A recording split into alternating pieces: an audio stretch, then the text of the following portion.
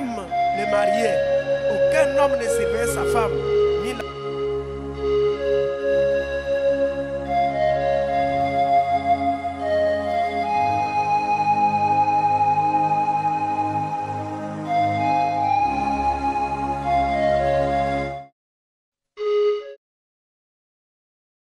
Maladie, il y a des accidents par-ci et par-là. Il y a des gens qui sont morts, mon Dieu. Nous sommes vivants ce matin, debout dans ta présence, par ta grâce. Père, un homme peut se tenir debout devant un autre homme et retourner tel qu'il était venu. Mais si un homme se tient devant toi, la situation va changer. Personne n'a la force. Les gens qui viennent dans cette église, il y a des gens, oh Dieu, qui connaissent que ça c'est un péché. Mais ils n'ont pas la force d'abandonner ce péché-là. Si toi tu avais pris la place de mon frère, la place de ma soeur et ma place à moi, c'est que tu es capable, Seigneur, de nous aider.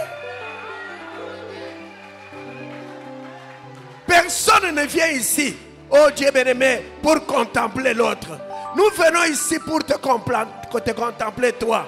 Parce que te contempler toi, c'est une grande grâce. Te contempler toi, c'est une guérison. Te contempler toi, c'est une bénédiction. Au nom de Jésus. Père, maintenant, tu as dit à Josué, fils de Nun, tout lié que foulera la plante de ton pied, je te le donne. Nous avons foulé nos pieds en cellier. Nous prenons possession de cet endroit et nous chassons tous les mauvais esprits. Nous les retournons dans les lieux sacarides. Nous réclamons la puissance de Dieu. Toi, l'ange du Seigneur, sors de la photo. Viens, circule dans cette salle. Donne une bonne compréhension à la parole à chaque frère, chaque sœur. Comment se termine avec nous? Tout pour ta gloire au nom de Jésus-Christ. Amen. Comme nous sommes debout, nous ouvrons nos Bibles. Exode chapitre 17. Exode chapitre 17, nous lirons les versets 5. Nous allons lire les versets 5 et 6. Et nous lirons aussi Matthieu 21, 10 à 13.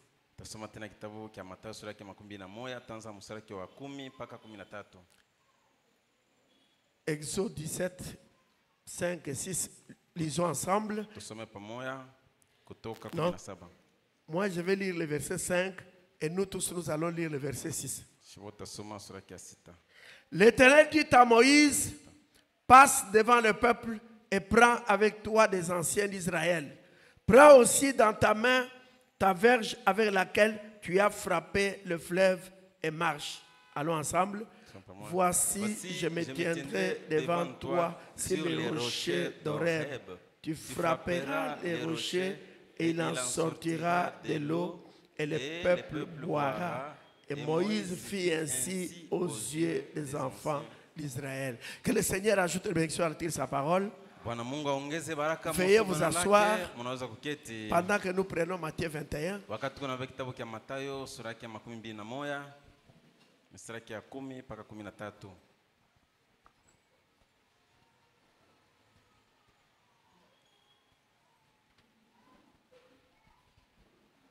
Matthieu chapitre 21.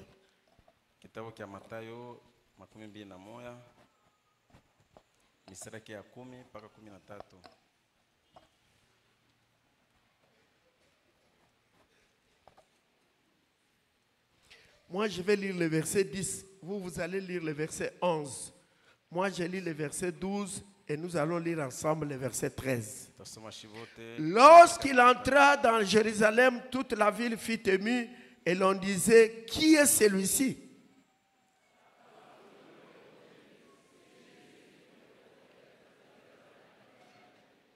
Jésus entra dans le temple de Dieu, il chassa tous ceux qui vendaient et qui achetaient dans le temple. Il renversa les tables des changeurs et les sièges des vendeurs de pigeons. Ensemble 13. Et il leur dit, il est écrit, ma maison sera appelée une maison de prière, mais vous, vous en faites une caverne de voleurs. Amen. Amen. Aujourd'hui, Leo nous allons faire des élections tout à l'heure. tutafanya uchaguzi wakati kidogo hapa. C'est pourquoi Ndio kwa sababu nous allons essayer de nous dépêcher. Ndio kwa sababu naomba nifanye haraka haraka.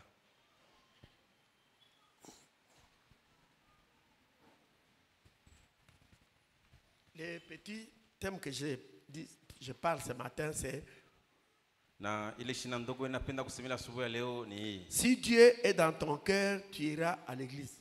Kama Mungu eko mioyo yetu, wewe utenda kukanisa. Si Dieu est dans ton cœur, Kama Mungu kweli iko moyo wako, tu dois aller à l'église. unapaswa kwenda kukanisa.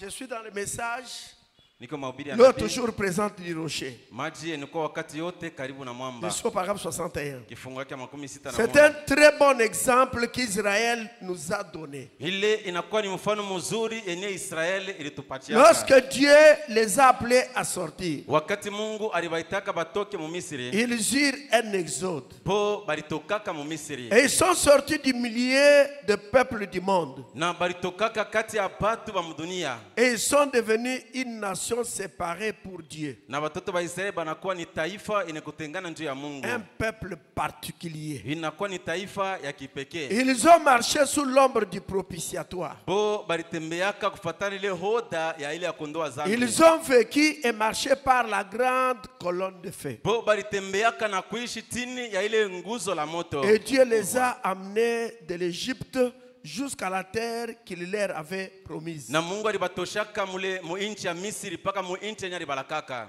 62. Dans cet exode, Mukule kutoka kule, ils reçurent un conducteur spirituel. bo balipokeaka ule kiongozi wabo wa kiroho. Un conducteur, Ule wa kubaongoza. c'était Moïse. Yeye jina yake ilikuwa ni Musa. Un grand prophète ouin qui était un grand homme. Ye alikuwa ni ule nabii mkubwa mwenye kupakaliwa mtu mwenye heshima. C'était un homme pieux. Ye alikuwa ni mtu wa utamu mtakatifu. Il est né un homme pieux. Musa alizaliwaka mtu mtakatifu. Dieu l'a appelé dès sa naissance. Mungu alimwitaka Musa tangu kuzaliwa kwake. Ou même avant ce moment-là. Ao mbele ya Musa kuzaliwa Mungu alikuwa Dieu shakumuita. l'a ordonné avant la fondation du monde. Mungu alimuitikiaka tangu misingi ya dunia yawekwa. Pour qu'il soit un conducteur pour cette génération. Njoo Musa apate kwa kiongozi njoo ile wakati ile. Et qu'il amène, qu'il apporte cet exode aux gens. Ye alete na apeleke kule kutoka kubatu batoto ba Israeli. Frère Branham dit que Ndugu Branham anasema hivi, Dieu Mungu avait un peuple. ye alikuwa na batu yake. Ce peuple-là était en Égypte, Bale batu yake balikuwa mu Misri. dans la maison de servitude. Balikuwa mule mu butumwa mu nyumba ya butumwa. Quand Israël était en Égypte, Wakati batoto ba Israeli balikuwa mu Misri, Israël était le peuple de Dieu. Israel balikuwa ni batu ya Mungu. Toi et moi, We na mie. quand nous étions dans le monde, Wakati tulikuwa mu bitu vya dunia, nous étions le peuple de Dieu. tulikuwaka batu ya Mungu.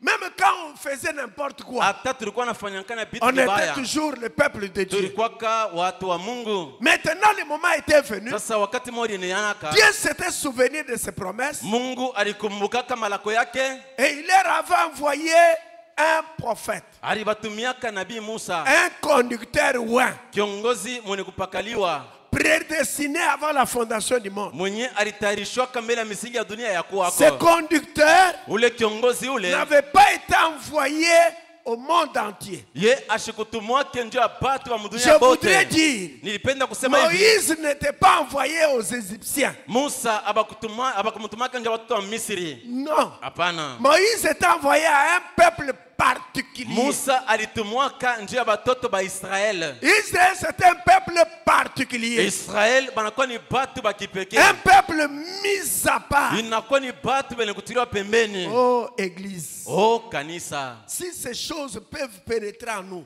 Kama bitu binaweza kutingiza ndani beaucoup de yetu, choses vont changer. bitu mingi bitabadilika. Moïse, Musa il a été prédestiné. yeye alitayarishwaka, Moïse aliteuliwaka. n'est pas devenu prophète ye Musa ashikuwake nabii kwa bule hivi quand Jochebed l'a mis au monde. wakati Jochebed mama yake alimzalaka. Non. Hapana. Moïse n'est pas devenu prophète Ye Musa ashikuwake nabii quand il tétait le sein de Jochebed. wakati alikuwa ananyonya kwa maziwa ya mama yake Non. Jochebed. Hapana. Moïse était prophète, Lakini Musa alikuwa nabii prédestiné prophète, mwenye alitayarishwa kuwa nabii pour qu'il puisse faire le travail qu'il faisait. juu atende kazi inayokuwa anafanyaka ya bunabii. Et écoutez-moi bien, Na munishikie mzuri, lorsque Dieu wakati Mungu appelle un homme wakati Mungu ou anaita une mtu femme au à mwanamke faire un travail pour ye lui, amutende kazi, même si cet homme refusait, hata kama ule mtu anakatala, même je si cette femme refusait, hata ule mwanamke son anakatala,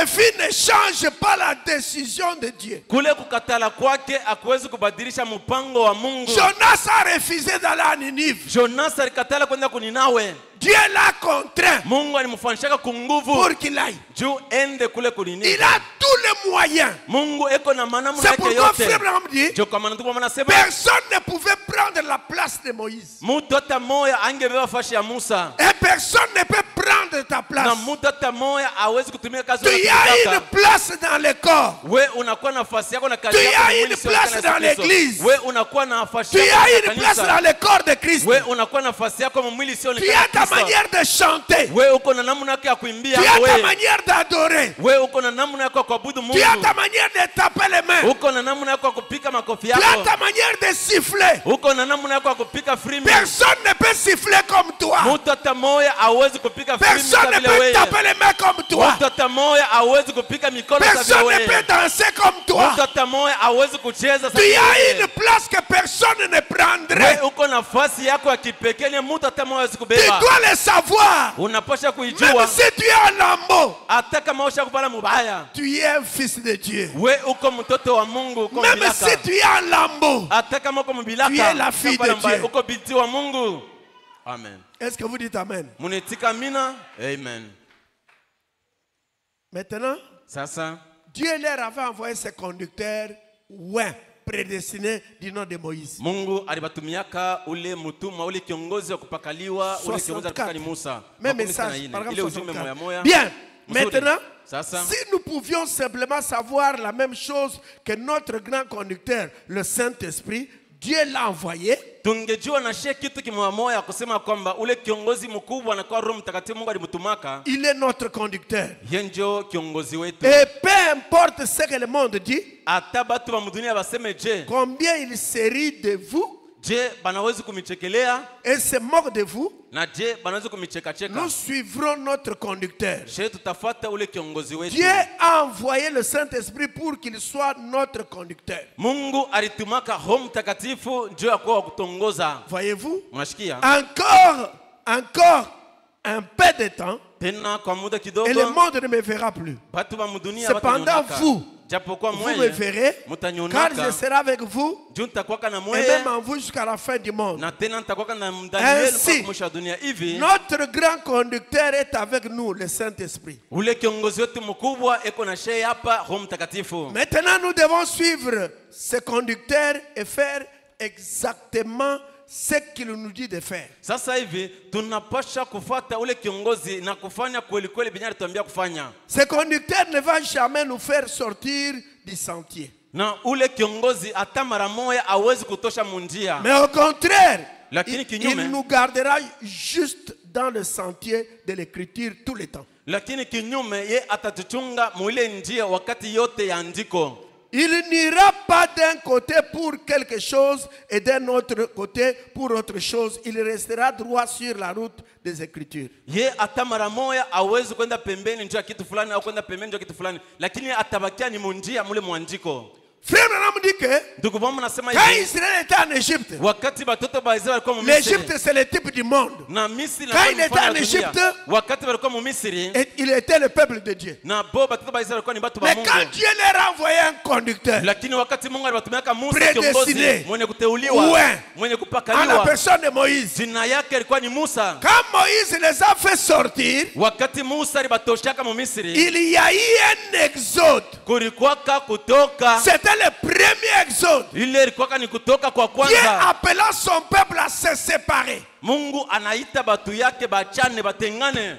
Dieu appelle son peuple à se séparer des Égyptiens Mungu anaita batu yake bachane na bamumisiri. pour qu'ils deviennent un peuple particulier. Juu bakuwe taifa ya yenye kuachana na batu bengine. Et pour sortir, Na njuu ya kutoka il fallait un homme ilipendezaka mutu du nom de moya Moïse jina yake Musa qui a rencontré Dieu. mwenye alikutanaka na Et Mungu. Dieu lui a donné la Na commission. Mungu anampatia kazi ya Maintenant, mutanayo. Israël Sasa Israeli devait suivre Moïse. ilipasha kumfuata Si Musa. Moïse va à droite, Kama Musa alienda kukume, Israël suit. bote Si balipasha Moïse kumfuata va à ukume. gauche, Kama Musa Israël suit. kama Musa alienda kushoto balipasha kumfuata. Et Israël, Na dans le Israeli naturel, mu asili c'est l'église, inakuwa ni kanisa, l'épouse inakuwa ni bibi dans le harusi spirituel aujourd'hui. mukiro leo hii. Pour sortir du monde, Juu ya kutoka pour dunia, sortir des dénominations, juu ya kutoka mazebu, Dieu nous a envoyé le Saint-Esprit. Mungu alitumiaka Roho Mais le Mtakatifu. Saint-Esprit n'est pas venu en l'air. Na Roho Mtakatifu ashukwake tu. Dieu ne peut rien faire sans un homme. Mungu hawezi kutenda kazi bila mutu. Le Saint-Esprit est venu. Roho Mtakatifu Mais le alikuyaka, Saint-Esprit lakini est Roho entré Mtakatifu dans un homme. ye aliingiaka ndani ya Cet mtu. homme-là Ule mtu ule s'appelle Frère Branham. jina yake ni ndugu Branham. Amen. Il était prédestiné prophète. Ye alichakuliwaka na kuteuliwa Et kwa Frère nabii. Branham dit, Na ndipo maana nasema hivi, vous homme du plein évangile, ya kwamba mwe batu na kushikia habari njema je mzuri. suis né hors saison Mi nilizaliwaka nje ya wakati vile watu wote à wanazaliwaka. cause de vous. Juu yenu mweye. Frère, Banduku. il y a des gens Kuko batu wengine qui sont fatigués benye bacha kuchoka d'entendre Frère Branham a dit. kumshikia ndugu Branham alisema hivi. Mais l'épouse de Jésus Lakini bibi harusi wa ne Yesu sera jamais fatiguée atabia je d'entendre atachokaka Frère Branham a dit. ya kumshikia ndugu Branham anasema hivi. Si je dis Moïse a dit, Moïse a dit, Moïse a dit, Kama Moïse anasema a Musa dit, alisemaka, c'est Musa bien, ni mzuri. mais c'est déjà passé. Lakini ile shakupitaka Ça, c'était le premier exode. ile ilikuwa ni kutoka kwa kwanza. Mais Lakini il avait été promis balilakaka hivi qu'au troisième exode, ya kwamba kutoka kwa tatu Dieu ferait la même chose. Mungu atafanya kitu moya moya. Comme dans le monde entier, Sasa vile mdunia yote mzima l'église du Christ, kanisa ya Kristo fulani, l'église des Noirs en Afrique, kanisa ya batu beushi mu Afrika, l'église du Christ sur la terre. kanisa ya Kristo pa hii dunia. L'église de Christ n'est pas sur la terre, Kanisa ya Kristo ane pa dunia pa elle est dans bulongo. les lieux célestes. Iko ni mfashe ya juu ambingu. 43e communauté. Oh, 43e communauté. Trop d'abréviations, APP, PPP, kititi, coucou. Bana katakata Tout maabreviation ya ça, mingi. c'est bien. Ile yote tunaitika Quand kama le mzuri. conducteur arrive, Wakati kiongozi quand anafika, Élie arrive, wakati Elia il anafika, remet la pendule à l'air. ye anaweka vitu vyote mu utaratibu Frère mpango. Branham Ndugu est Branham, venu remettre la pendule à l'air. ye alikuwa kunyolosha mambo yote. Il a rencontré aussi Dieu Ye alikutanaka naye na face Mungu à face. uso kwa uso. Il était dans la caverne. Ye alikuwa mkale ka nyumba kama ibwe. Et le prédicateur disait, Na bahubiri balikuwa les nasema choses que tu vois,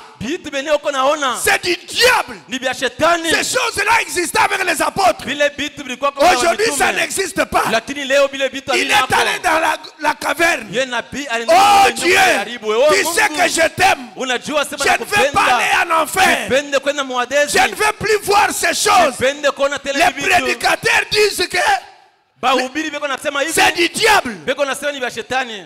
Il priait, il priait. Ye nabii À un anaomba. moment donné, Wakati moya hivi, il a vu la lumière. ye alionaka Il mwangaza. a entendu les pieds d'un homme. Ye anashikia mikulu ya mtu. Un homme qui marchait. Mtu mmoja alikuwa Il anatembea. a dit, Ye alisema, ici, hapa personne ne connaît. hakuna mtu mwenye anajua Moi-même huko kwenye niko. j'entre, Mimi mwenyewe naingia moi-même mimoya. je sors. Mimi mwenyewe ndio Mais natokaka. c'est quoi je vais voir? Sasa napenda kuona Cet nini, homme napenda vient avec kuona. une lampe torche. Huyu mtu anakuya na torche yake. Oh, l'ange du Seigneur. Oh, malaika wa Bwana. Et il marchait là. Ye alikuwa anatembea pale. Il est entré dans la grotte. Ye anaingia sasa mule Il a ntundu ile regardé Frère alibwe. Branham. Ye anamwangalia ndugu Branham. Il lui a dit, Ye anamwambia ne hivi, crains rien. usiogope kitu. Je suis envoyé de la présence de Dieu Juu Tout-Puissant natumwa kutoka mwepo wa Mungu wa uwezo pour te yote. dire que Juu ya kwambia ta hivi, naissance ya particulière, kwamba kuzaliwa kwako kwa kipekee c'était pour un but. ilikuwa njoo Tu ya as shaba. un travail. Wewe uko na kazi ya Tu dois kufanya. faire sortir le peuple de Dieu Unapaswa kutosha batu ba de Mungu. toutes les dénominations. Mazebu yote. Frère,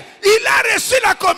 Banduko alipokeaka kazi. Mais regardez, Chikieni. tout ce que vous connaissez, Vyote munajua. regardez, angalieni, Quand frère sort de la grotte, wakati ndugu wanatoka mwile ntundu ya ribwe, il ne pouvait pas bouger. ye akupasha kutenka. Personne ne pouvait lui dire que Dieu n'existe pas. Mtu hata mmoja akupasha kumwambia sasa Mungu ashikwa keko. Si tu fais une expérience personnelle, We kama unaishi benye Mungu anakutendea yako ya kipekee, personne ne te dira que le message est faux. mtu hata mmoja hauwezi kuambia sema ujumbe Si ya tu as bongo. expérimenté ce message, Kama wewe ulionja na kujua que nguvu ya les gens ujumbe, abandonnent le message, batu bachane na ujumbe, que les gens fassent des histoires, batu bafanyankanye bitu tu bitu, diras comme Josué, we utasema sa vile moi Yoshua, et ma maison, mie na nyumba yangu nous servirons l'Éternel. tutamutumikia wa milele. Amen. C'est Frère Branham qui nous conduit dans cet âge. Ndugu Branham joko na tongoza mu Il est nyakati le tuko naishi. conducteur dans cet âge. Yeye ndio kiongozi mu nyakati tuko naishi mo. Regardez, Shikieni. il y a un frère Kuko ndugu moya. qui cherchait le chemin du ciel. Ndugu moya Tony alikuwa anatafuta njia kwenda kumbingu, Tony Isabel. Tony Isabel. Tony Il Isabel. cherchait le chemin du ciel. Tony Isabel alikuwa anatafuta njia kwenda kumbingu. Maintenant, Sasa il a vu seulement un prêtre ye anaona padiri avec moya la hivi. soutane. Ye eko na lule nkanjilo Il wake s'est saba dit, katolika. ce Anasema prêtre-là, ule avec la padiri soutane, ule na ile nkanjilo il yake connaît le chemin du ciel. anajua njia ya kwenda kumbingu. Il s'est approché du Tony prêtre. Isabel anamkaribia ule padiri ule. Prière de me montrer le chemin du ciel. Anamuomba, eti unaweza kunionyesha njia ya kwenda kumbingu? L'homme dit, Ule bwana anasema, je suis sincère avec toi. hapa nasema wazi ya moyo wangu. Je ne connais pas le chemin du ciel. Sijue njia ya kwenda kumbingu.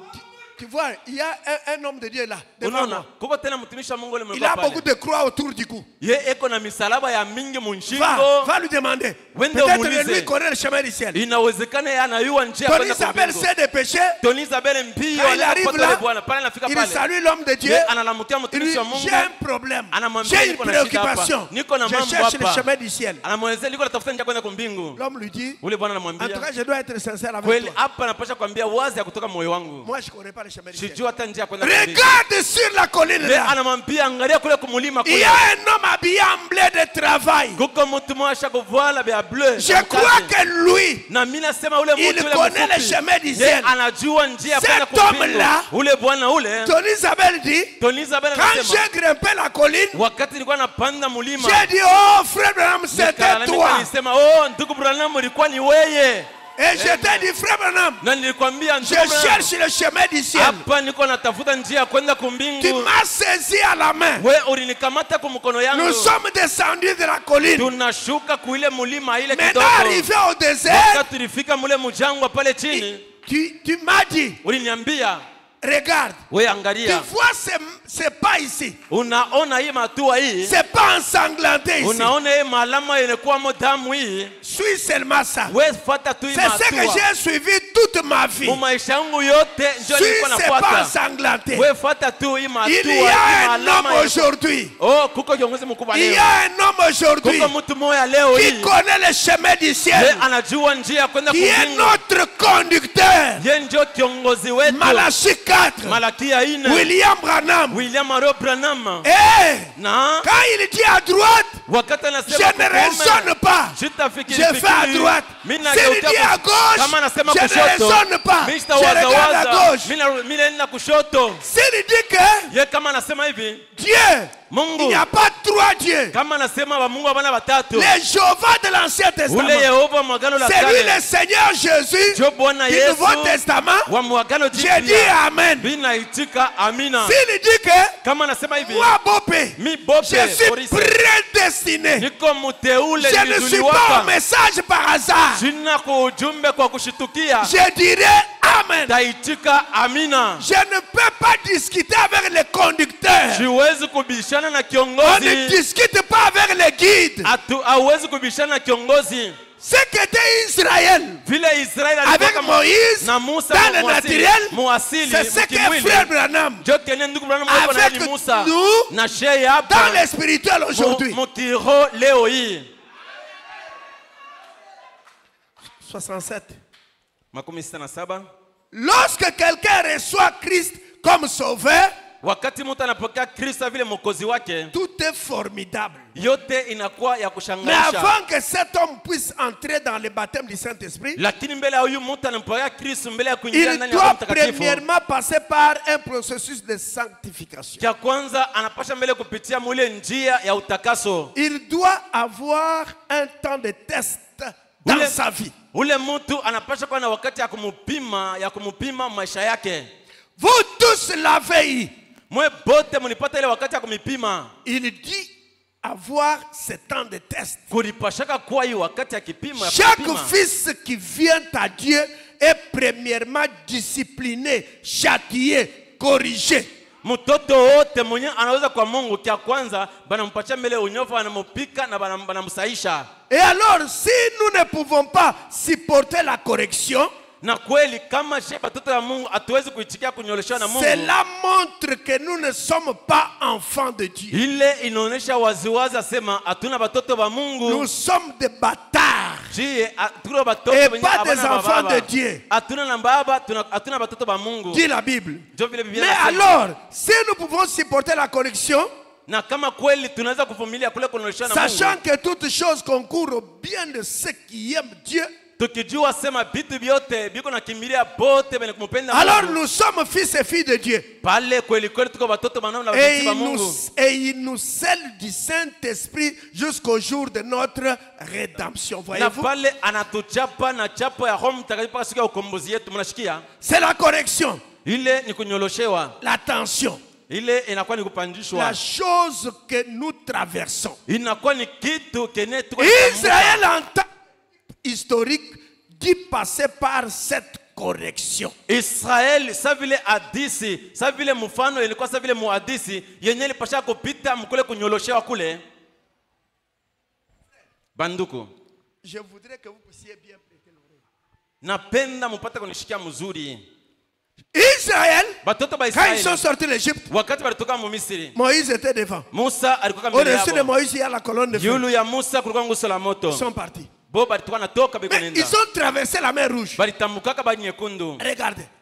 Arrivé devant la mer Rouge, ils ont commencé à crier. Maintenant Moïse, tu vois, on t'avait dit ça. On t'avait dit. Fallait nous laisser là. Même si les chefs de corvée nous fouettaient, mais on mangeait bien. Il y avait le lait, il y avait les concombres. Maintenant regarde. Pharaon est là, il vient. Pharaon vient avec ses militaires. Nous allons fuir où? La mer Rouge est là. Derrière c'est le désert. À droite, à gauche, montagne. On va aller où? Frère, écoutez-moi bien. Je ne vous raconte pas une histoire. Dieu n'a pas changé. Notre Dieu, c'est un Dieu de paradoxe. Regardez, quand ils ont pleuré, crié, Dieu dit à Moïse, c'est quoi? Il pleure. Ils disent comment on va traverser, il n'y a pas de bateau, il n'y a pas de pirogue, il n'y a pas de pont. Dieu dit à Moïse, mais tu es sur le chemin du devoir, mais tu es à la commission, pourquoi crier? Parle. Et quand ils ont traversé, ils étaient au-delà de la mer Rouge. Ils ont commencé à danser. Il est parmi nous. Alléluia, parmi les rois des rois, parmi nous. Alléluia. Ils ont vu la main de Dieu. Oui, d'accord. Ils ont continué à marcher. Chemin faisant, ils ont commencé encore des problèmes. Ah, vraiment? On a soif ici. Les enfants pleurent. Nous-mêmes, on a soif. Ici au désert, il n'y a même pas de source. Il n'y a pas de rivière. Ça va être comment? Ils ont oublié bo balisabwaka vile que watamka Dieu bali avait nyekundu promis. ya kwamba Mungu alilakaka Par ma main puissante, kupitia mkono wangu wa je vous uwezo ferai sortir. tamitoshaka mule nchi ya butu. Et ce Dieu-là, Na ule Mungu ule, Frère Branham dit, ndugu mama anasema hivi, quand Dieu a envoyé Moïse, wakati Mungu alikuwa anamtuma Dieu n'était Musa, pas resté au désert. Mungu ashikubaki yake mujangwa, Il est entré dans Moïse. lakini Mungu aliingia ndani ya Musa. Dieu était au milieu d'eux. Mungu alikuwa katikati yabo. Vous êtes avec moi? Mungu ananifuata? Sous la forme de Moïse. Ye alikuwa kama mfano ya Musa. Vous avez entendu? Munashikia? Dieu était au milieu d'eux. Mungu alikuwa katikati ya watoto wa Sous la Israeli. forme de Moïse.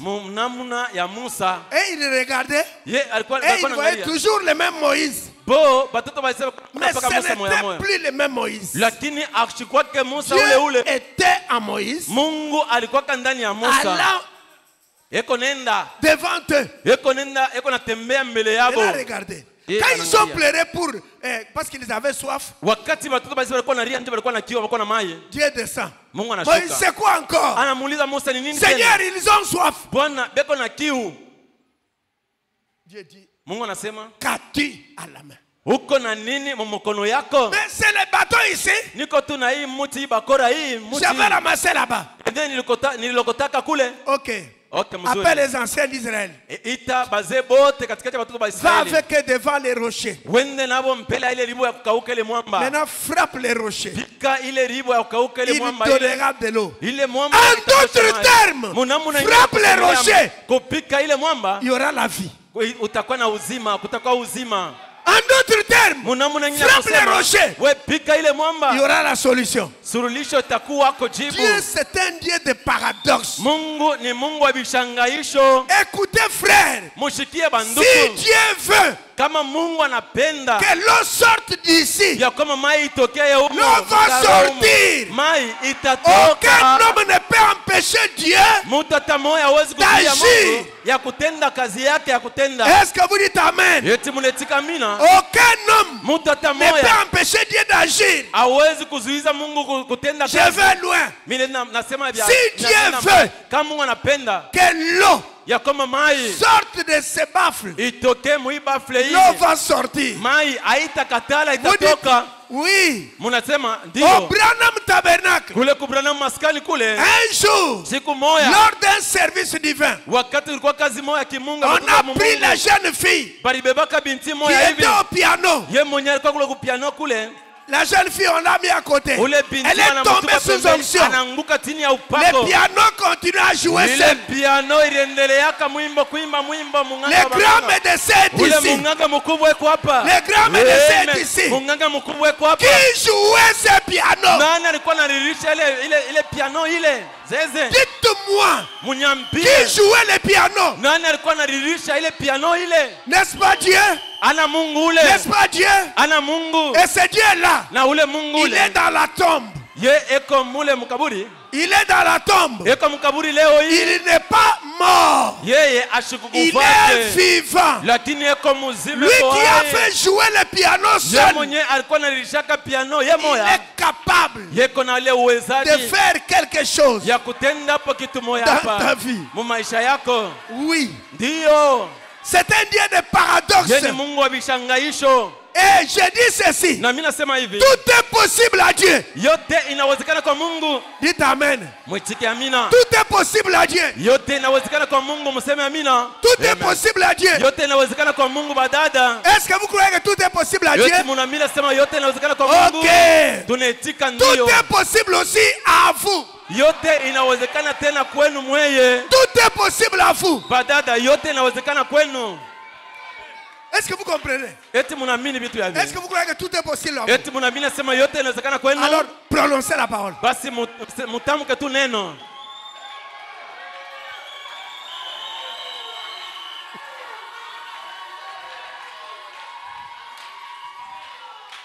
Vous avez prononcé? Eti Quand munasema je dis neno. prononcer la parole, Kama mulitamka dites neno. Seigneur, j'ai besoin de ça et ça et Sema ça. Bwana nahitaji kitu fulani. Ne kitu fulani. raisonnez pas. Usiwazewaze. Est-ce que vous avez prononcé la parole? Eti mulitamka neno. S'il y en avait qui étaient en retard, Kama uko prononcez la parole. Ale mutamke na mwe neno. Écoutez, Mushikie. mais il y a un temps de test. lakini kuna kwa wakati ya kipimo. C'est ce temps de test Ile là, wakati ya kipimo le ile, temps de correction, ile wakati ya kunyoloshewa que ile, les gens tombent. njo kwenye batu banashindwaka na kuanguka. Ils oublient même tous les bienfaits de Dieu. Batu banasaulika na vizuri vyote vya Mungu. Une petite difficulté, Kama magumu tu kaloko, il est prêt à maudire Dieu. ye eko tayari na kumlani Mungu. Keba!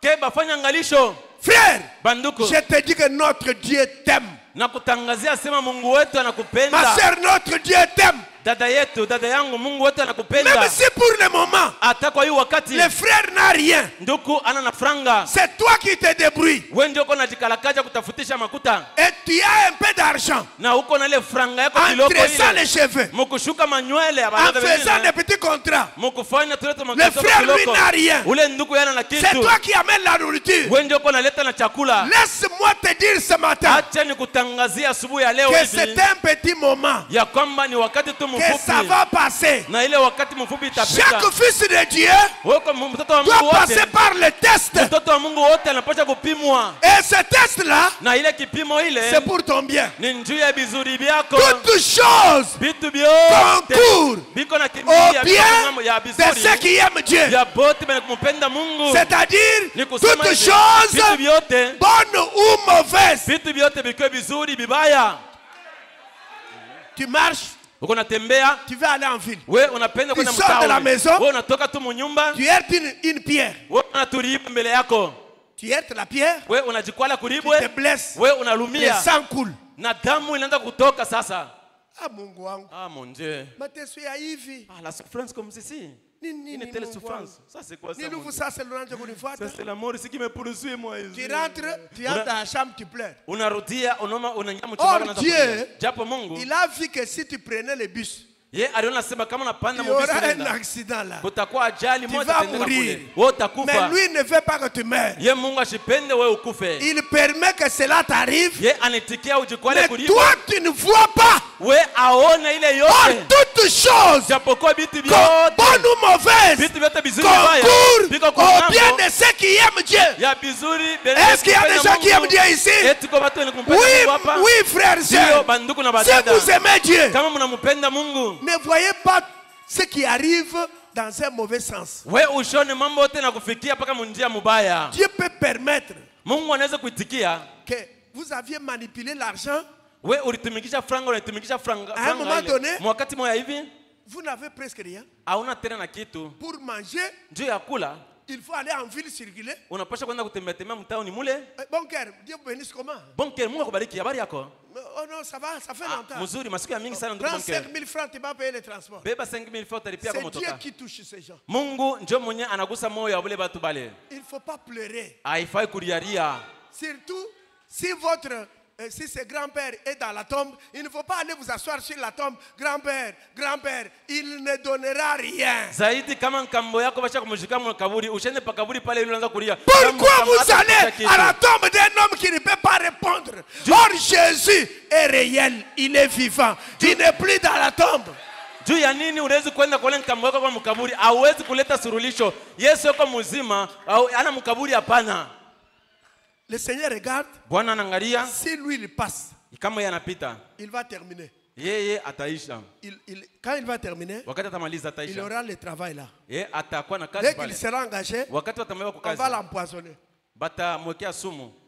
Je ne veux pas qu'il termine, qu'il reprenne. Bon, shipende aishe masomo, arudilie tena hii mwaka hiyo. Les gens ici, Aba batu haba. les gens de mon groupe ici, Batu ba Mungu nje. c'est moi qui leur montrais les réponses. Bintu alikuwa anapatia na majibu Ah ni non, huyo. non, non, non, non. Ah, Ça c'est hapana, la hapana. sorcellerie de chez Ni nous. buloji bwa kwetu. Mais est-ce que tu n'as pas Dieu? Eti wo hauna na Mungu. Si Dieu est pour nous, Kama Mungu yuko ngambo qui yetu, sera contre nous? nani atatukombania? Nani atatuchukia?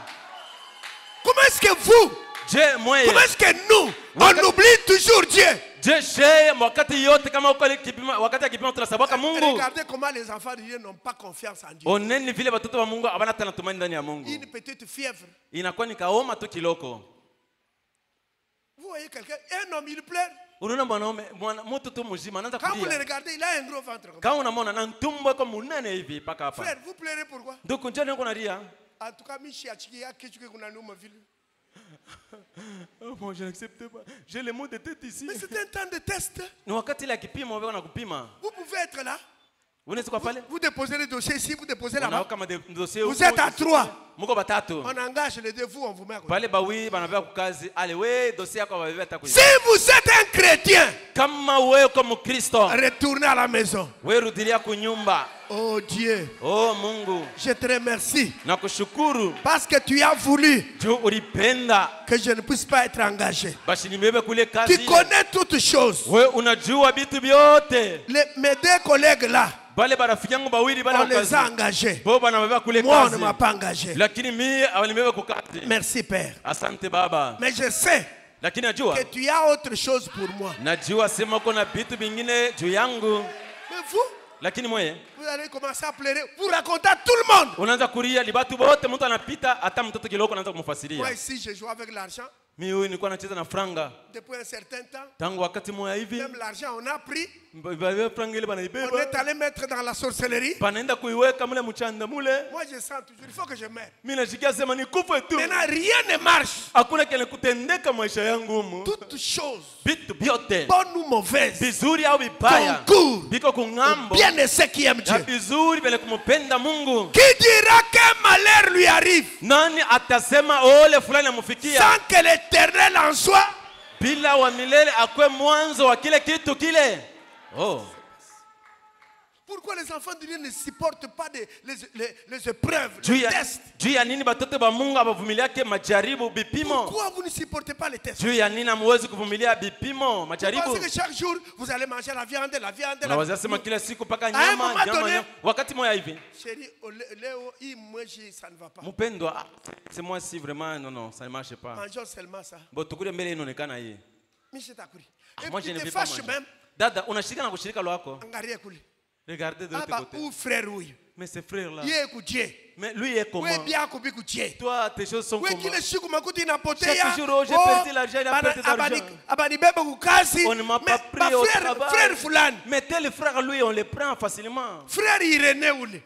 Frère Irénée qui est Frère là-bas. Colomba oule. Le frère Colomba qui est Frère là-bas. Banks oule. Oh, le frère Banks Frère Wood. Cox oule. Ndugu Cox, le Comment frère on a Cox. engagé Dieu? Comment on les engage D'ailleurs, banauza na facilement? motoka. Et ils ont même payé un véhicule. J'ai depuis tout pas kev. Nous depuis nous sommes comme ceci. Ah. Mimi teso kwetu sana mimi sipende tena kuteswa hapa. Moi je n'aime pas encore commencer à souffrir ici. Toutes choses Vitu vyote concours. bizuri au vibaya Bien. biko ngambo ya Ceux qui bizuri aiment Dieu. bene kumupenda Mungu. Comment est-ce qu'on nous... Et regardez, si Sikieni. vous êtes sûr que Dieu vous aime, Kama muko na hakikisho sema Mungu ananipenda, que la chose arrive, kitu kifike bonne ou mauvaise, kizuri au kibaya, dis Seigneur, tu sais pourquoi tu as permis sema le Bwana, unajua juu ya nini mambo yananifikia. Vous pensez que c'était facile pour Sarah? Munaweza sema ilikuwa teketeke njoo ya Sara bibi yake Abraham.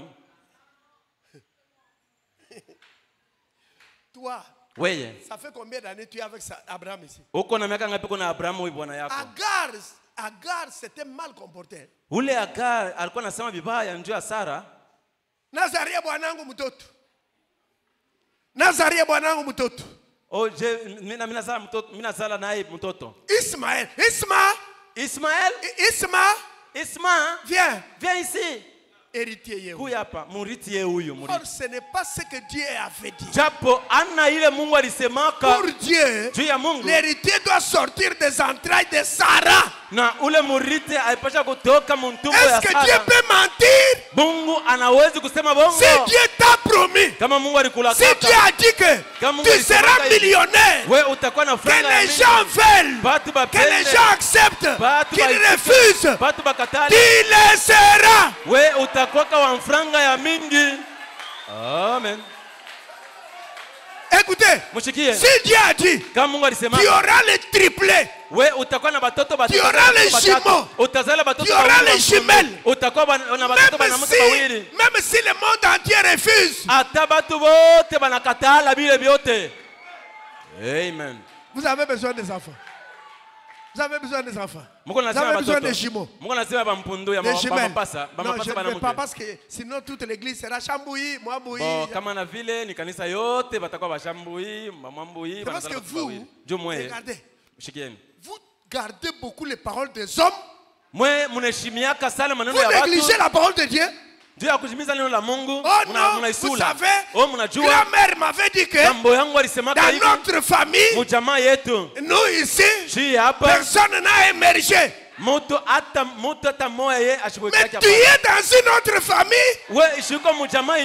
La famille au ciel s'appelle Jésus. La famille sur la terre s'appelle Jésus. Devant moi ici, j'ai les enfants qui font partie de la famille Jésus. Il y a un temps de test pour les vrais fils et filles de Dieu. Il ne faut pas commencer à dire d'ailleurs. Que nous sommes, depuis qu'on avait commencé à les prier, les enfants sont les a même renvoyés de l'école. Sur tous ces côtés ici. Je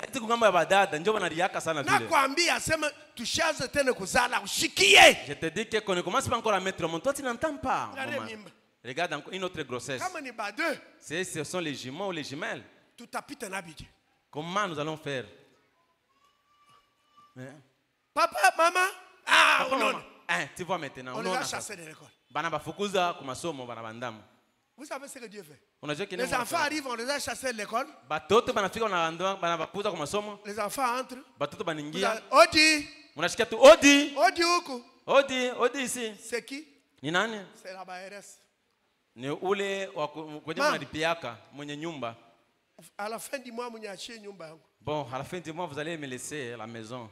Mnashikia, mimi sipende mambo na mwenye. Avez-vous entendu? Je n'aime pas de problème avec vous. Kwa bule mitakuwa kubebe bintu bien bietu mimi na bitupa inchi. Sinon, je prendrai vos histoires ici et les jeter dehors. Dieu veut voir votre réaction. Mungu anapenda mutatenda je kwa ile mambo ile. Quand vous dites Seigneur, je t'aime. Kama unasema Bwana nakupenda. Réellement tu m'aimes. Kweli wewe unanipenda wewe. Toi tu m'aimes. Dada, wewe unanipenda mimi Mungu mie. OK. Mzuri. Ça arrive comme les enfants sont là. Maman, on nous a chassés de l'école. Maman, niko masomo na tuandaa. La BRS se tient là. Na ule mwenye nyumba anakuja. Allez, libérez ma maison. Kumwisha nyumba, ale mutoke mu nyumba yangu. Est-ce que tu peux encore dire que tu aimes Dieu? Dada, kweli unaweza kusema unampenda tena Mungu? Il y a un temps de test. Kuko wakati ya kipimo. Même dans votre travail. Hata mkazi yenu. Même dans vos études. Hata masomo yenu. Vous pouvez échouer. Unaweza kushindwa tu ushikie Vous ne comprenez pas. Et pourtant vous avez beaucoup lu. Japokuwa ulisoma vya mingi. Vous ne comprenez pas comment vous avez échoué. Auelewe je ulishindwa. Dieu est derrière chaque mouvement. Mungu eko kumkongo wa kila tendo yote. Ne pensez pas que Dieu ne voit pas. Msifikirie sema Mungu yeye anakosa kuona. Il ne dort pas. Ye Mungu yeye alalake. Il ne sommeille pas. Ye asinzi yake hata kusinzia kupumzila. Ye asinzi yake hapana. Ana wakati anasinzia hapana. Oh my. Oh la la la la la la. Attention. Mufanya angalisho mkebe yangu. Confiance en Dieu. Si tutumwanie Mungu. Maintenant. Kweli? Maintenant continuons. Tendele sasa. Je prends le paragraphe 70 jusqu'au paragraphe 80. Toujours l'autre jour présent du rocher. Prêché le 23 juillet 61. Alors, pendant cet espace de temps, écoutez, j'étais en train de parler de l'ordre. Je vous ai dit que je ne suis pas entré tellement en détail. Vous allez chanter un cantique spécial. Dès que vous vous tenez ici, votre cantique spécial a 6 couplets. Vous voulez chanter tous les 6 couplets. Vous-même vous prenez 20 minutes. Non, papa.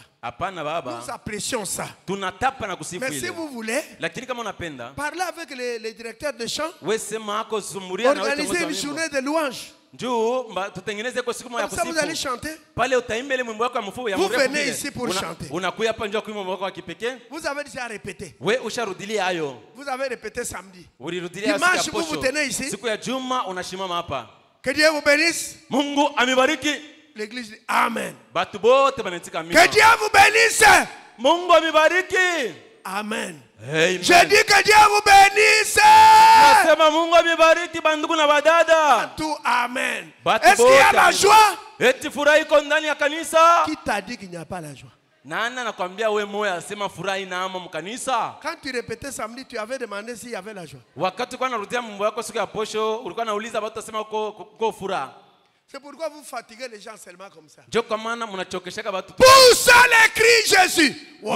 Il faut faire ça quand vous vous organisez des journées de louange, pas de cantiques spéciaux. Mufanye vile siku yenyewe mtatayarisha ile siku ya kuimba mimbo, ana siku yenyewe utapasha kuimba mwimbo wa kipekee. Poussez des cris Jésus. Mulalamike ile malalamiko ya furaha juu ya Yesu. Organisez les concerts. Wewe mfanye tu siku ya kuimba tu mimbo pa mimbo bila kuhubiri. Vous pouvez nous dire pousser les cris Jésus. Pale mnaweza kulalamika malalamiko ya furaha, oh Yesu, mnalalamikia Yesu. C'est le culte, on tient compte du temps. Ni ibada, kila kitu kinakuwa na wakati wao na tuko nafukuzia wakati. Paragraphe 70, écoutez.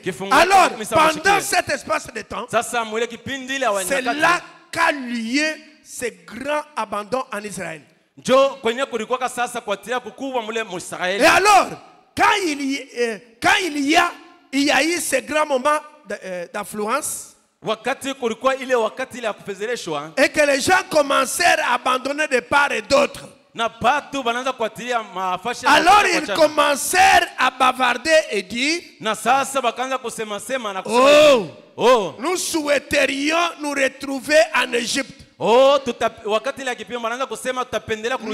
âme est dégoûtée de cette misérable nourriture. En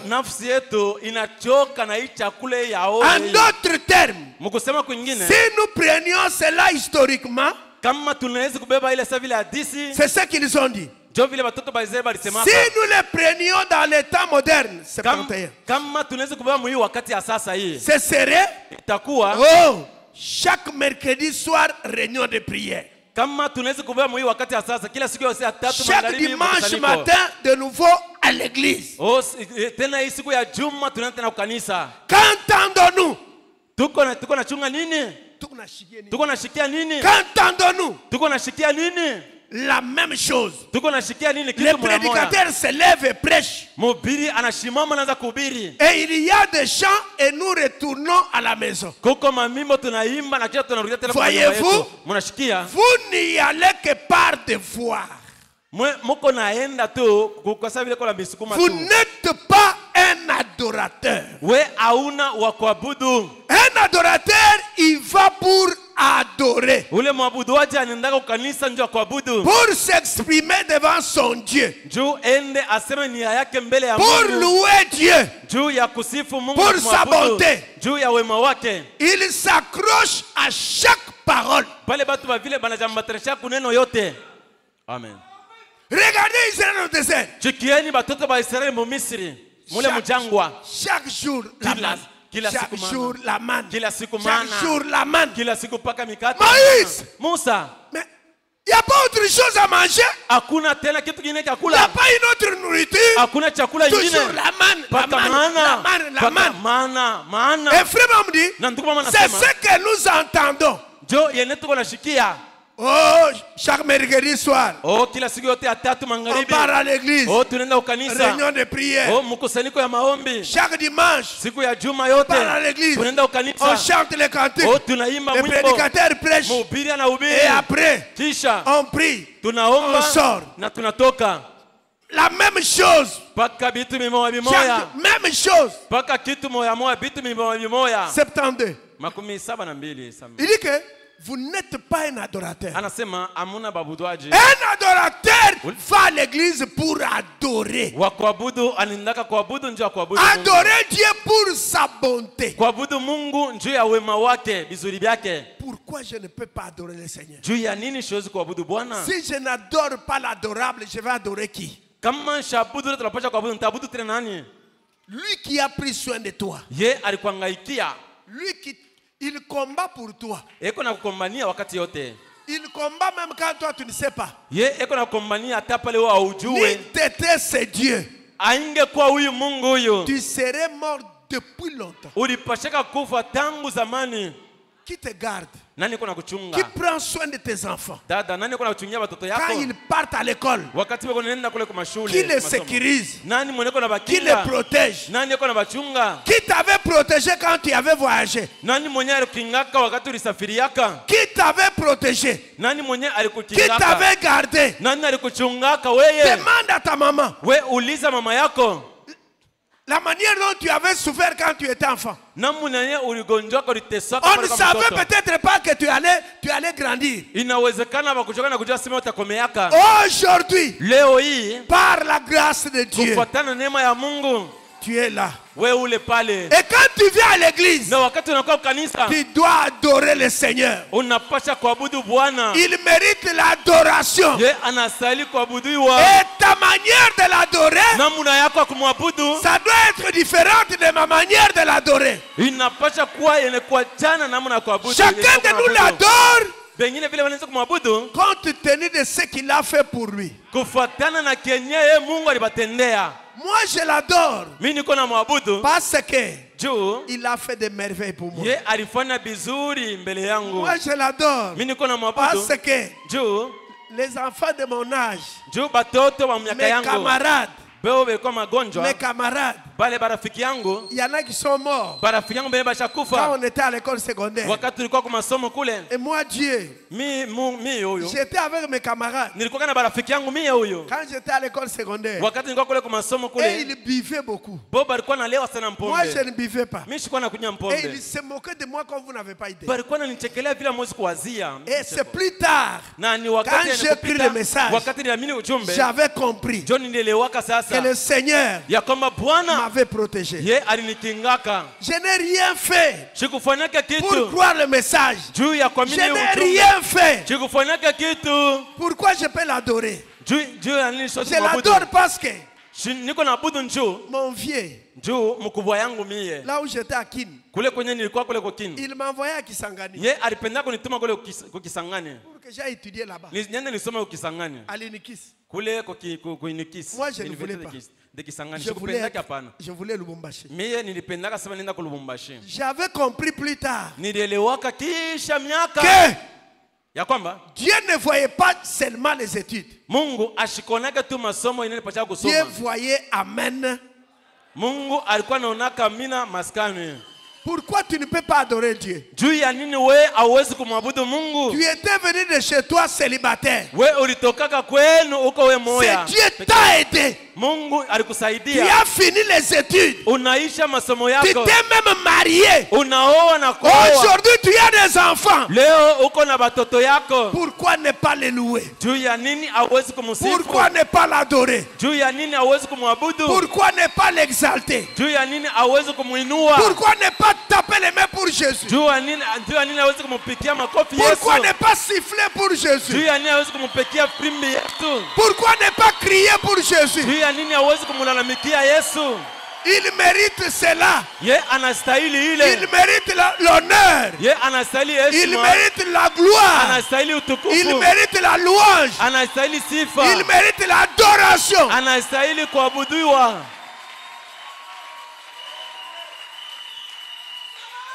Et là, nous sommes des adorateurs. Un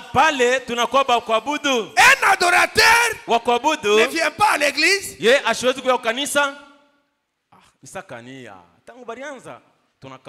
après un temps, il entre à l'église, il n'a pas fermé le téléphone. Oh non, j'ai une affaire. Et il y a les affaires du Père ici. Il part dehors. Allô, allô? C'est 12h. Au plus tard 12h30, je t'ai dit que tout au plus à 12h30, je serai là-bas, non? Ne m'appelle pas, je suis à l'église. Tu ne sais pas ce que Dieu a fait pour toi? Même quand nous allons pécher là. Quand nous allons pécher, c'est parce que nous oublions que Dieu nous voit. C'est Dieu qui nous garde. Frère, nous tous la nuit, qui n'a pas dormi? Qui n'a pas fermé les yeux la nuit? Et le matin, 3h du matin ou 5h, tu te réveilles.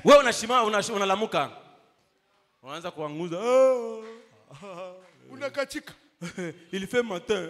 Qui t'a gardé? Et maintenant quand tu viens à l'église, pourquoi ne pas taper les mains? Les gens tapent les mains. Toi tu regardes à droite. Toi tu regardes à gauche. Les gens chantent. Toi tu as le téléphone à l'église. Reviens. Reviens. Reviens. Reviens à l'amour de Dieu. Tu dois l'adorer. Parce que chaque pierre est taillée de sa manière. Si tu sens que pour l'adorer, je dois me tenir debout. Tiens-toi debout. Adore ce Jésus. Jésus, son nom ne perdra jamais de popularité. Non, c'est le nom le plus doux. Un adorateur vient pour adorer Dieu pour sa bonté. Tu étais un jeune homme. Aujourd'hui, tu as des enfants qui t'appellent papa. Papa. Tu étais une jeune fille. Aujourd'hui, on t'appelle maman Fulani.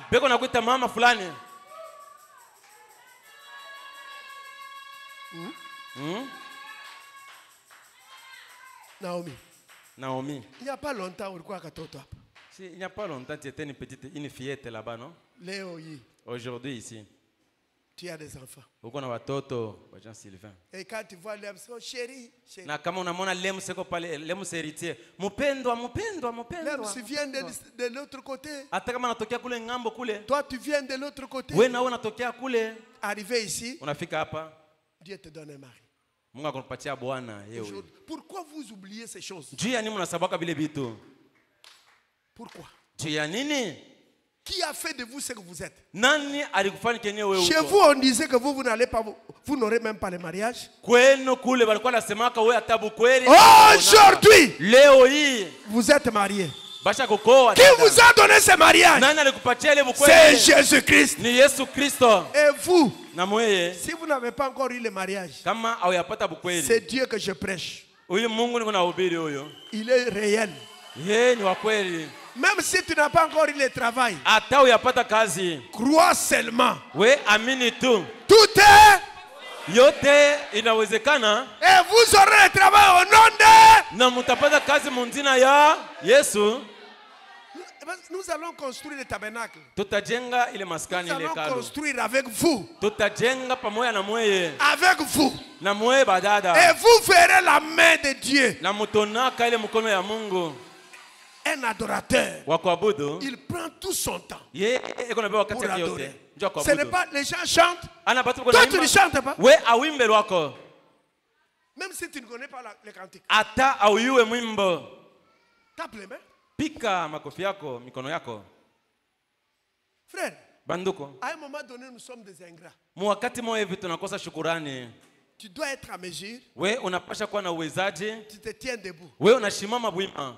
Quand l'esprit de Dieu habite kama roho ya Mungu konekana ndani yangu, je danse comme David. Tacheza vile Daudi. Angalia.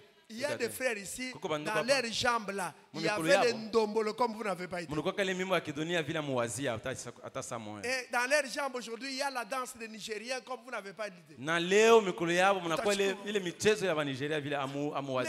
à l'église, il ne bouge pas. Alléluia, alléluia, alléluia, amen. Hosanna, alléluia. Alléluia, amen. Oh, moi je ne vieillirai jamais. Alléluia. Oh, moi je ne vieillirai. Nos cantiques ici, si tu n'es pas consacré. Tu ne sentiras pas très bien si tu n'es pas consacré. On va chanter ici, toi tu regardes. Mais si tu es consacré, tu viens sous l'onction. Quand on commence à chanter, pour toi, qu'on ne s'arrête pas, que ça ne se termine pas, que ça continue. Un adorateur, Dieu cherche les adorateurs, ceux qui adorent Dieu en esprit et en vérité. Vraiment prêche le message, entrez dans l'esprit. Frère,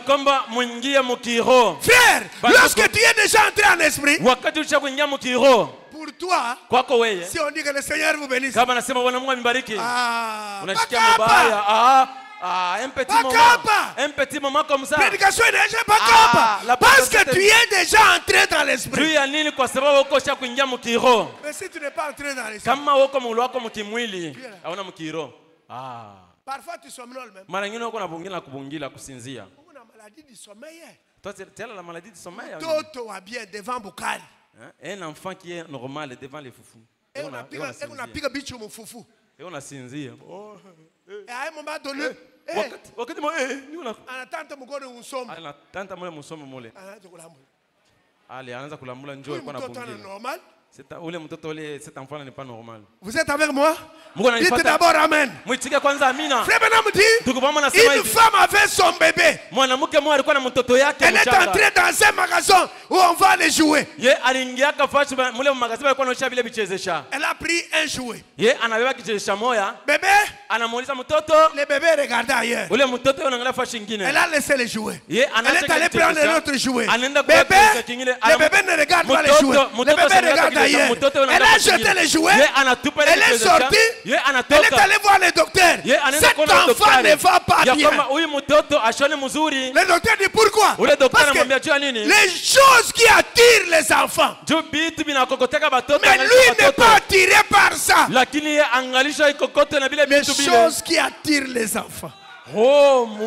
Les choses qui attirent les enfants de Malachika ne t'attirent pas. Tu regardes ailleurs. Un adorateur. Adorer le Seigneur. Le roi des rois. Pour sa bonté. Pour sa grâce. Pour sa miséricorde. Il y a des gens ici qui ne savaient même pas qu'ils pouvaient acheter même une moto. Chez toi, personne n'a acheté même un vélo. Mais toi, tu as acheté la moto. Tu ne peux pas adorer Dieu pour ça.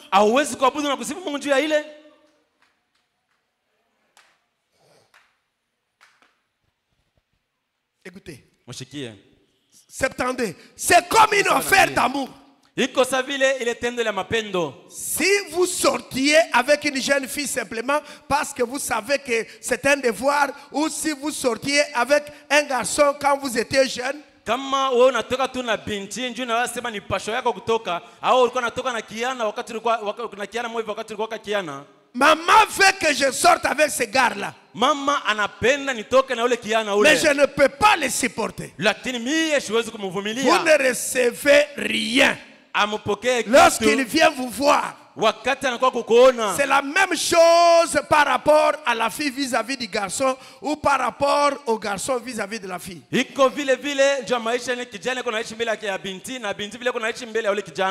allez avec elle, mais elle vous ennuie.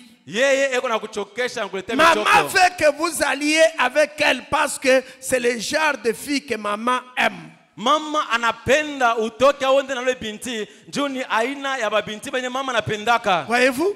Cela vous ennuie. Il n'y a point d'amour. Mapendo aina mais hapo. Vous ne vous souciez pas de cela. Lakini amwangaiki ata ile. Vous ne voulez pas vous laver. Amupenda ata kunawa yo. Vous ne voulez pas aller la voir. Amupenda ata kwenda kumuona. Et c'est quelque chose d'horrible. Lorsqu'il vient vous voir, oh là là, vous souhaitez qu'il se dépêche et qu'il retourne chez lui.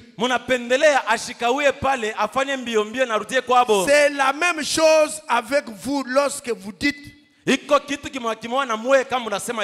oh, pourquoi a-t-il prêché si longtemps? Oh, et qu'en est-il de tout ceci et de tout cela? Voyez-vous, vous n'êtes pas amoureux.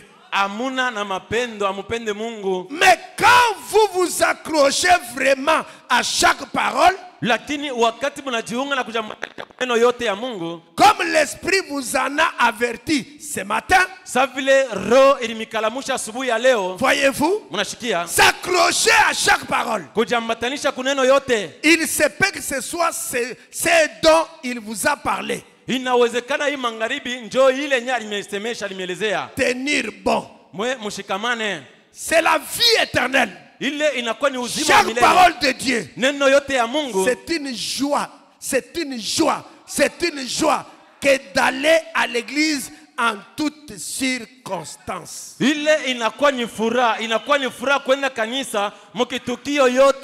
Qu'il fasse chaud, froid, pas de différence. Que les gens fassent des histoires, grognent, qu'ils grognent. Quoi qu'ils fassent, c'est néanmoins une joie que d'entendre la parole du Seigneur. Alors, vous êtes amoureux de Christ. Voyez-vous? Vous aimez aller à l'église. Eh bien, chérie, voici que c'est de nouveau dimanche matin. Je pense que nous allons devoir laver les petits et aller là-bas en bas. Oh là là. Mais comme c'est ennuyé, voyez-vous, vous n'êtes pas amoureux. Mais si vous êtes vraiment amoureux, vous ne pouvez pas attendre que le dimanche matin arrive. Vous devez simplement aller là-bas pour être avec eux. Et nous avons le peuple de Dieu, il ne vous ennuie pas. Sœur, le peuple de Dieu ne vous ennuie pas. Mon frère, le peuple de Dieu ne vous ennuie pas. Il dit, le peuple de Dieu, il ne vous ennuie pas. Eh bien, ils sont des frères et des sœurs. Comme j'avais l'habitude de dire, vous devenez aussi épais que de la mélasse de sorgho un matin froid.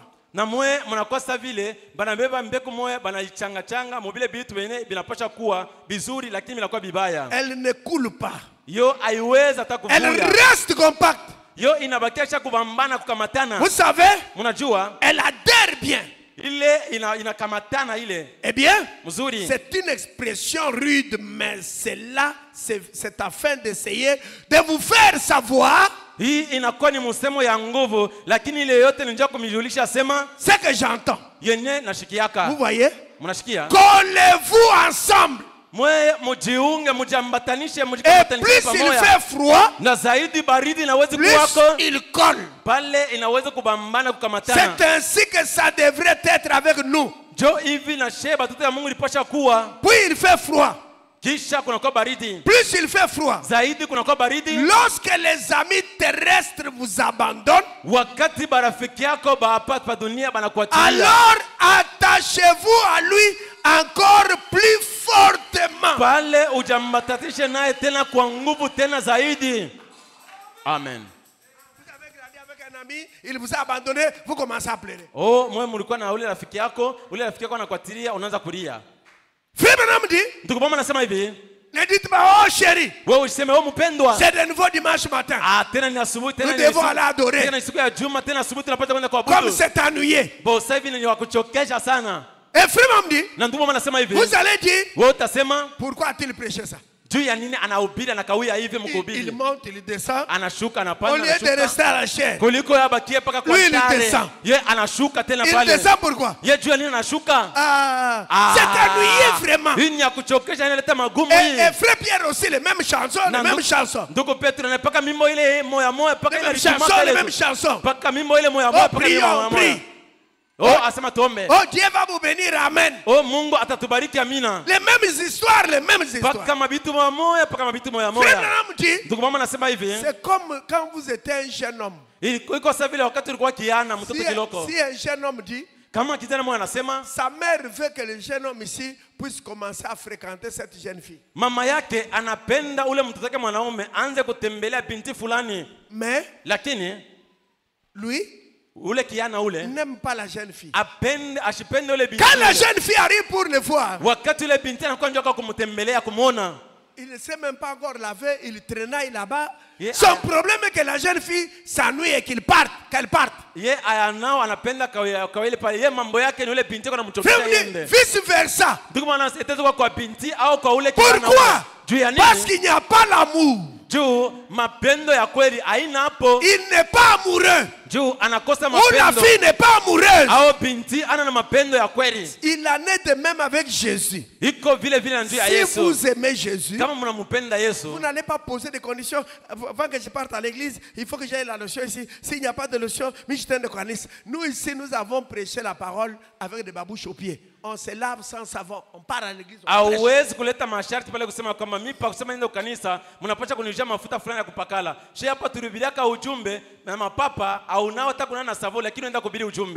si on t'a tressé les cheveux, on n'a pas fini. Prends un mouchoir de tête. Allez, lis la tête. Viens à l'église. Paul dit, qui nous séparera? Qu'est-ce qui me séparera de l'amour de Dieu?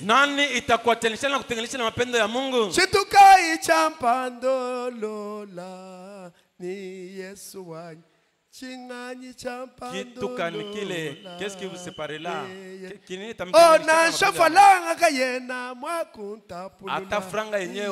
Pas d'argent.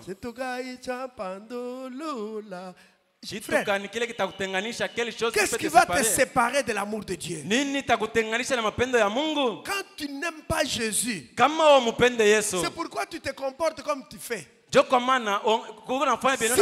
aimais le Seigneur, tu ne devais pas le blesser. Tu dois te comporter sagement. Si tu fais une erreur, tu vas demander pardon. Si de Jésus. Frère dit, un homme avait pris un écriteau, il a mis ici son dos, il a mis ici, je suis fou de Jésus, et sur son dos il a écrit, toi, de qui es-tu fou?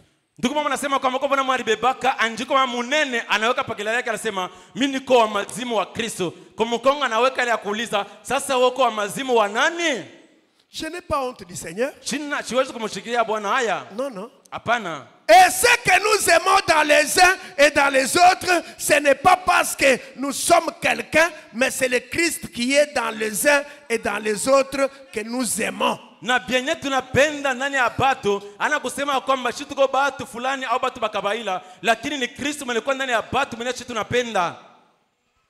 C'est pourquoi nous avons pris hypocrisie. Si je dis, j'aime frère Eva. J'aime beaucoup frère Eva. Ça passe, c'est normal. Mais si je dis, j'aime beaucoup dans la lumière. Ta peine de lumière beaucoup. C'est Christ qui est dans les uns et les autres. C'est pourquoi nous nous aimons les uns les autres. Et ce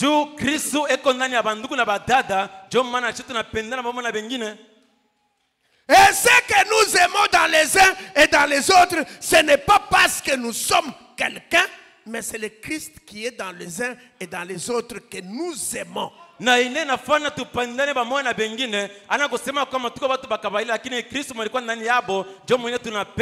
Voyez-vous? C'est pourquoi quand vous lisez Frère Branham, cette femme-là était venue. Une belle femme. Une femme très belle. Là, vous ne dites rien.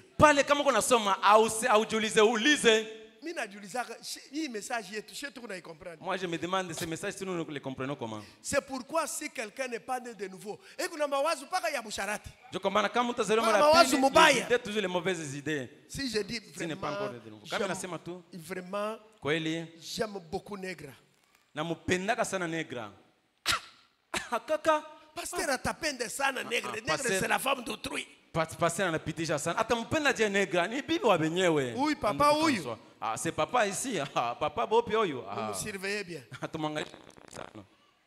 Mais quand frère me dit ça, c'est parce que lorsqu'on est né de nouveau, si vous avez Dieu dans votre cœur, vous ne faites pas des choses pour craindre les hommes. Non. Il y a Dieu en vous. Il y a Dieu en lui. Même les combats que nous avons, là nous pouvons faire appel à life. As-tu déjà vu moto na moto babunda? Parce qu'il faut qu'on aille lui il a le Saint-Esprit. Moi j'ai le Saint-Esprit. Même nous prédicateurs là. Vous allez voir des prédicateurs, des pasteurs qui ne se parlent pas. Mais tous les deux, celui-ci va à la chair, l'autre va monter à la chair. Fais maintenant me dire Alléluia. Alléluia, alléluia. Pas ça. Moto na moto. Non? Le Saint-Esprit combat le Saint-Esprit. Il y a quelque chose qui ne marche pas. Vous savez qu'il y a beaucoup de gens qui n'ont pas le Saint-Esprit. Mais quand il vous prêche ici, vous pouvez dire Alléluia, Alléluia. Mais c'est la tête qui fonctionne. C'est le Dieu qui est dans nos êtres que nous aimons. Eh bien, nous aimons nous rassembler. Nous avions coutume de chanter ces vieux cantiques. Béni soit le lien qui unit nos cœurs dans un amour chrétien. La communion d'âme sœur est pareille à celle d'en haut. Voyez-vous, la communion d'âme sœur est pareille à celle d'en haut. Devant le trône de notre Père, nous déversons nos ardentes prières, nos craintes, nos espérances, nos buts sont un, nos réconforts et nos soucis. Frère Branham dit, c'est Dieu qui est dans nous que nous aimons, qui nous amène à nous aimer les uns les autres. Le Fils de Dieu ne vous ennuie pas. Le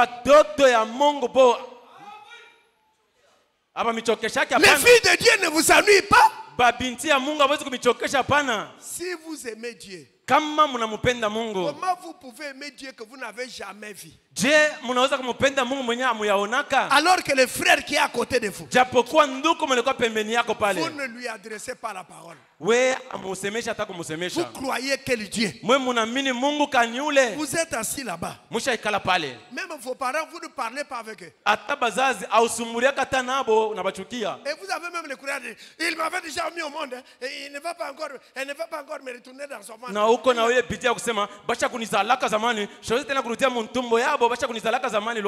Mais vous êtes assis à l'église et vous dites même amen à la parole. Honore ton père et ta mère. Alors tu vivras pendant longtemps. Toi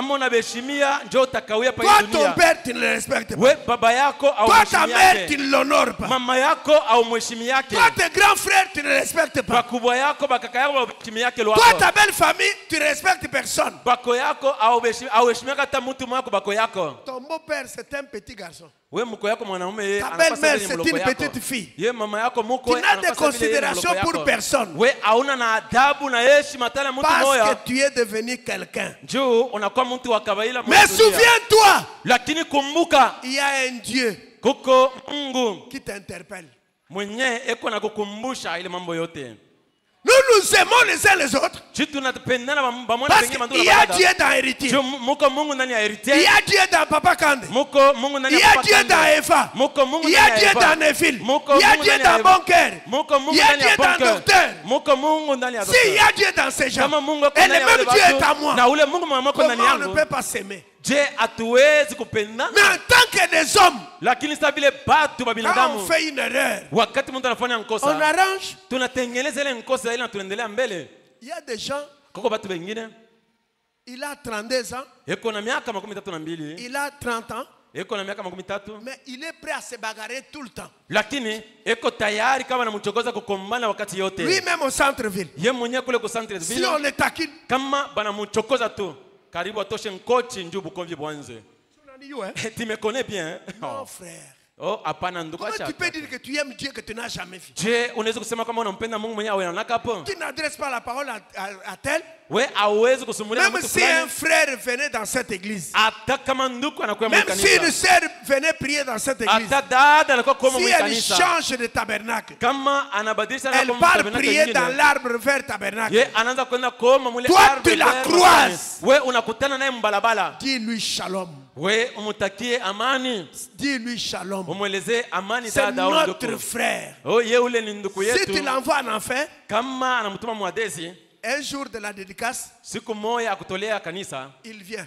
Anakuya. Il a sa fleur en main. We eko na liua yake, eko na anakuya nayo siku kutolea kanisa. Tu vas le chasser. We utamwandama na kumfukuza. Lui n'est pas le fils de Dieu. Ye ule ana mtoto wa Mungu. Arrêtons de faire ça. Tuache kufanya vitu vya vile. Soyons amoureux. Tuwe na mapendo ndani yetu. Aimons-nous les uns les autres. Tupendane bandugu na badada. Voyez-vous? Munashikia? Oui, monsieur. Dio bwana. Lorsque l'un a une bénédiction, wakati moja kati ya banduku yako na baraka. 78. Lorsque l'un a une bénédiction, wakati moja yako na baraka. Nous sommes tous heureux à ce sujet. Chibote tunabariki, tunafurahia ile baraka ile. Lorsque l'un est triste, wakati moja kuna huzuni. Nous sommes tristes avec lui. Nous voulons être tous ensemble. C'est ainsi que nous sommes censés être. Si un frère est béni, c'est notre bénédiction. Nous devons bénir Dieu pour ça. Mais aujourd'hui, un frère est béni. Même s'il est de cocotier tabernacle.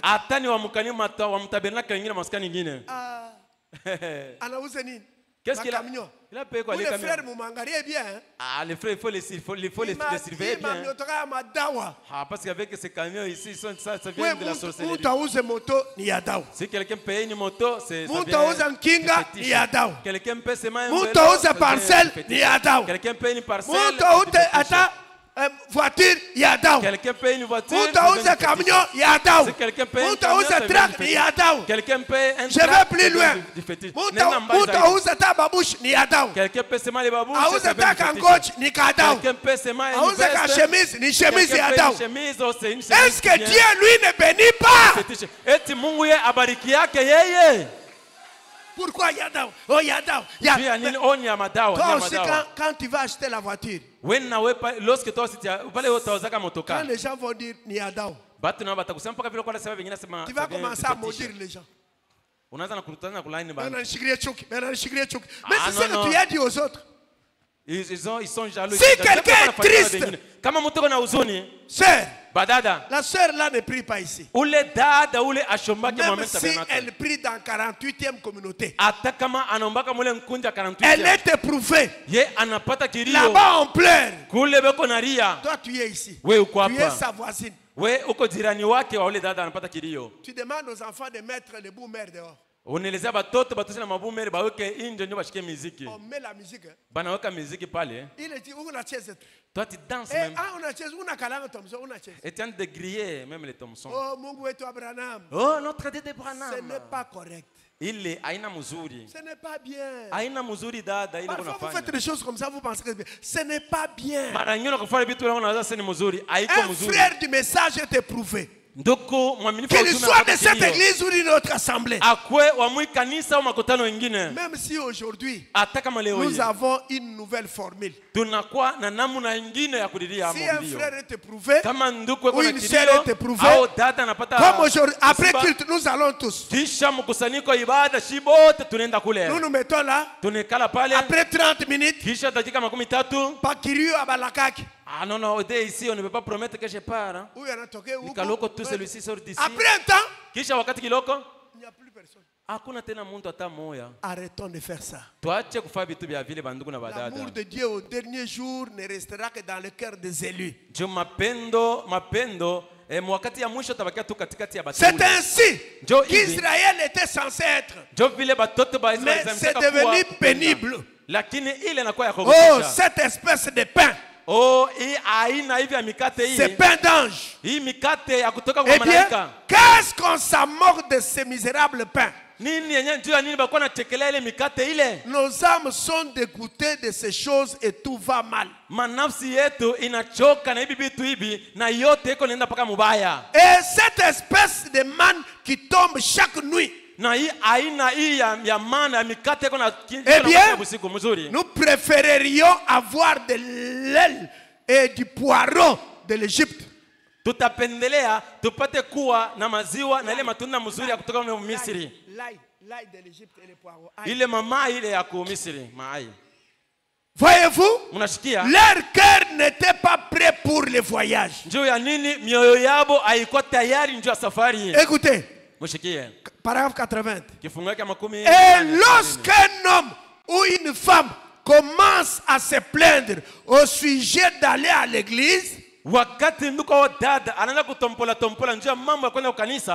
qu'ils sont si fatigués d'aller à l'église, ils ne sont pas prêts pour le voyage. C'est vrai. Il y a quelque chose qui ne va pas quelque part. Amen.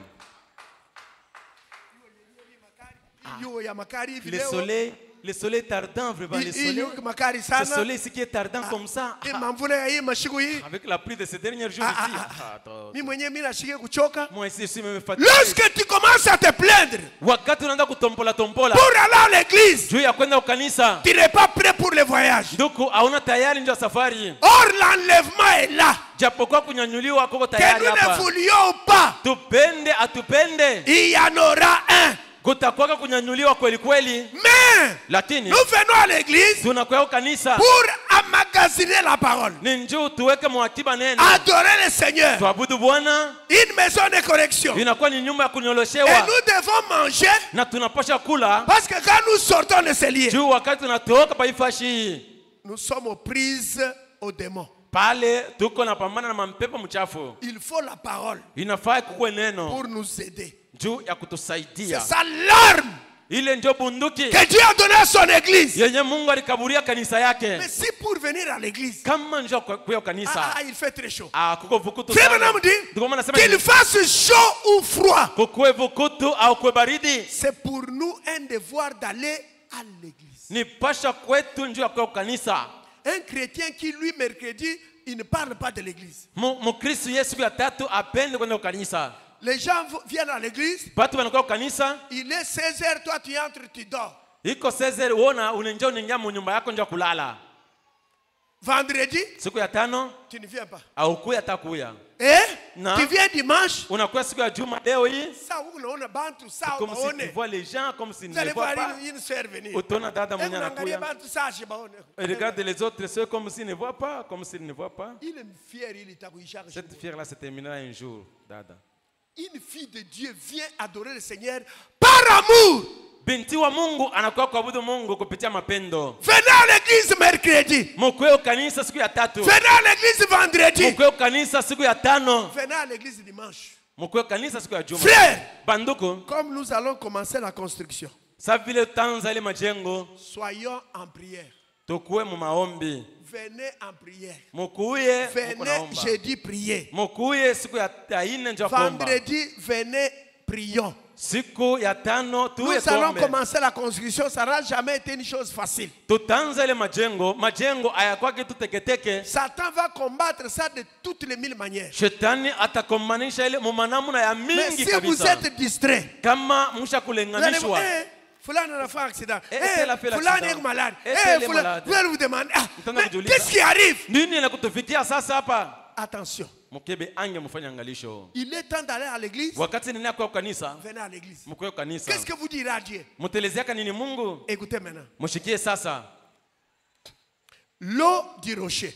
Ça, ce n'est pas l'eau toujours présente, mais ça maintenant c'est l'eau du rocher. L'eau du rocher. C'est là note-t-il donc, paragraphe 37. L'eau du rocher, paragraphe, prêché le 24 février 55. Inahubiriwa 24 février 55. Mutuwekee kubao.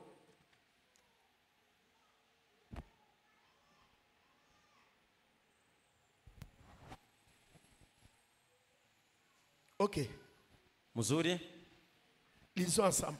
Tusome pamoja ile andiko. Cela, lisons ensemble. Tusome pamoja. Cela n'ôte-t-il donc pas la peur là-dessus? Dieu est avec nous. Même si vous avez péché, vous avez un avocat. Dites à Dieu que vous regrettez et revenez. C'est ainsi qu'il faut y aller. Ne pensez pas que vous êtes rejetés pour toujours. Tant que vous éprouvez encore suffisamment le désir de venir à cette église, venez. Dieu est toujours avec vous. C'est vrai. Assurément, il l'est. Oui. Il continuera à avancer tant que vous allez. Comme il vous a appelé, il est toujours occupé à sauver pour vous appeler. Et tout ce qu'il l'appelle, il fait toujours la cour à leur cœur. Venez, peu importe ce que vous avez fait, Dieu désire toujours vous pardonner. Est-ce que vous comprenez? Je sais pourquoi je dis lisons. Venez, venez. Peu importe ce que vous avez fait, Dieu désire toujours vous pardonner et vous ramener. Vous aimez un peu, vous serrez sur son sein, vous donnez un peu de vitamines spirituelles. Et vous ramenez à l'église. Vous ramenez à votre position. Il est venu pour racheter, pour chercher et sauver ce qui était perdu. Ne restez pas à la maison. Peu importe ce que vous avez fait. Si Dieu vous avait rejeté, vous n'alliez pas être assis là-bas. J'ai dit peu importe. Ce n'est pas moi qui l'ai dit. C'est le prophète. Vous faites une erreur. Vous tombez. Relevez-vous. Courez à l'église. Il a toujours des bras ouverts. Je répète, il y a des gens qui s'envoient en enfer tous les jours eux-mêmes. Aussi longtemps que Dieu vous donne encore l'occasion de venir à l'église, sachez qu'il traite encore avec vous. Sachez que Dieu traite encore avec vous. Peu importe ce que vous avez fait, rappelez-vous, il traite encore avec vous. Il connaît ce que vous avez fait. Venez à l'église. Ne fouillez pas l'église. Oh, parce que j'avais fait ceci. Oh, parce que j'avais fait cela. Non. Il vous a racheté. Il est prêt à vous accueillir. Il est prêt à vous embrasser. Écoutez, un homme avait épousé une femme. Cette femme-là, c'était une ancienne croyante. Lui, l'homme, c'était un nouveau converti. Le lendemain matin, l'homme s'est réveillé. Il s'est lavé. Il allait déjà au service.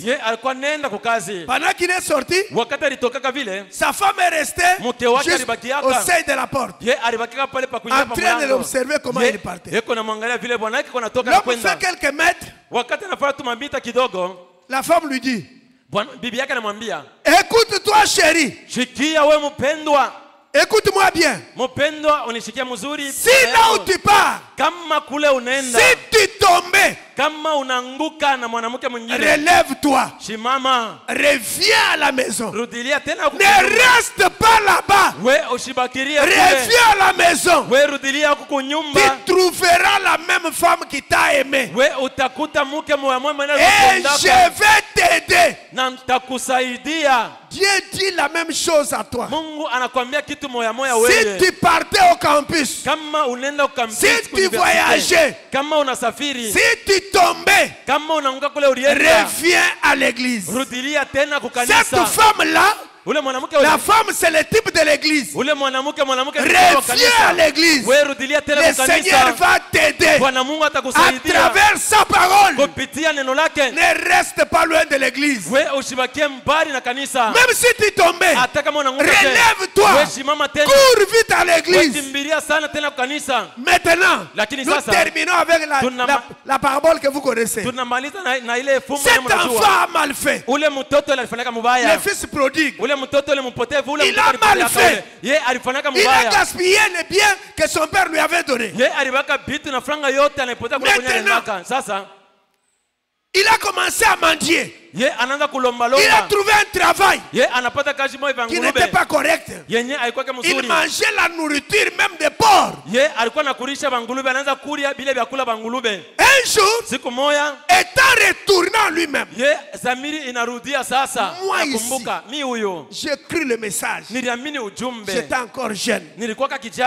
Aujourd'hui, j'ai abandonné le message. Regardez les choses que j'ai fait. Non. Je retourne au message. Le garçon s'est dit, non, je rentre. Mon père est riche. Il a des travailleurs. Je retourne. Je vais lui dire, papa, je ne suis plus encore digne d'être ton fils. Traite-moi comme ton serviteur. Le retour et le jubilé. Quand l'enfant est rentré, lui qui croyait que son père allait le chasser, toi, tu as gaspillé mon argent. Allez, allez, allez. Mais quand son père l'a vu, son père a couru. Il a embrassé son enfant. Il a dit au serviteur, apprêtez la robe blanche, tuez des bêtes. Mon fils ici était perdu. Il est retourné aujourd'hui. Nous devons faire la fête. Jésus a des bras ouverts ce matin. Toi qui as fui le Seigneur, toi qui ne lis plus la Bible, toi qui n'écoutes plus la parole, toi qui n'aimes plus entendre parler de Dieu, Jésus t'appelle ce matin. Il a des bras ouverts. Il veut recevoir. Il a dit, venez à moi, vous tous qui êtes fatigués et chargés, et moi, je vous donnerai du repos. Et le repos, c'est le baptême du Saint-Esprit. Frère, même si tu as tué, peu importe ce que tu as fait, toi-même tu connais ce que tu as fait. Il y a toujours la grâce. La grâce coule encore. La grâce coule encore pour toi. La grâce encore pour toi. La grâce coule. Jésus pardonne encore. Ne t'envoie pas en enfer toi-même. Ne dis pas mon péché est grand. Regarde le sang de Jésus. J'ai dit ce matin, quel que soit ce que tu as fait, viens à Jésus. Il traite encore avec toi. Il t'aime encore. Même si les gens de ce monde vont commencer à te doiter. Mais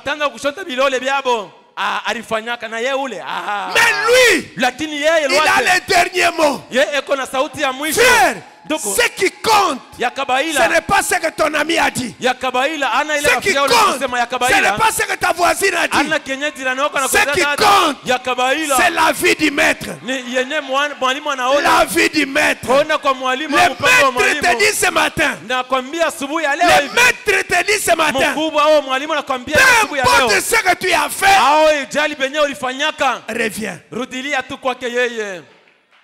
Reconnais seulement que tu avais mal fait. Dis à Dieu, je reconnais Seigneur. Je mérite la mort et l'enfer. Mais j'ai entendu ton appel. Dieu traite encore avec toi. Dieu t'aime encore.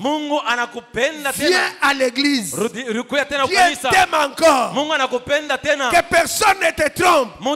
Si Dieu avait fini avec toi, tu n'allais pas être à l'église. Si tu es à l'église, ce n'est pas ton effort, c'est sa grâce. Il t'aime encore. Est-ce que tu peux dire à Dieu, Seigneur, comme tu m'aimes, je reviens.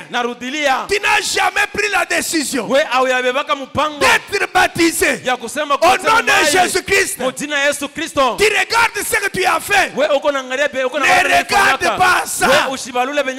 Regarde au sacrifice de Golgotha. Jésus est mort pour toi. Jésus t'aime encore. Je dis bien, peu importe ce que tu as fait. Est-ce que vous pouvez fermer vos yeux et incliner vos têtes?